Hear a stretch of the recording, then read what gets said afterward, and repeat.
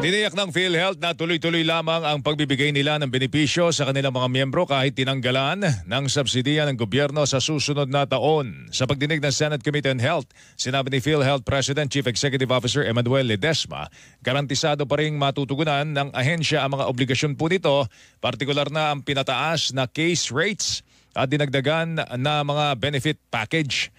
Anya, ang PhilHealth ay mayroon pong 281 billion pesos na reserve fund, 150 billion pesos na surplus fund at investment portfolio na 489 billion pesos. Sinabi pa ni Ledesma na noong Lunes sinaprubahan ng PhilHealth Board ang karagdagang 50% na pagtaas sa case rates na dagdag sa 30% noong pong Pebrero.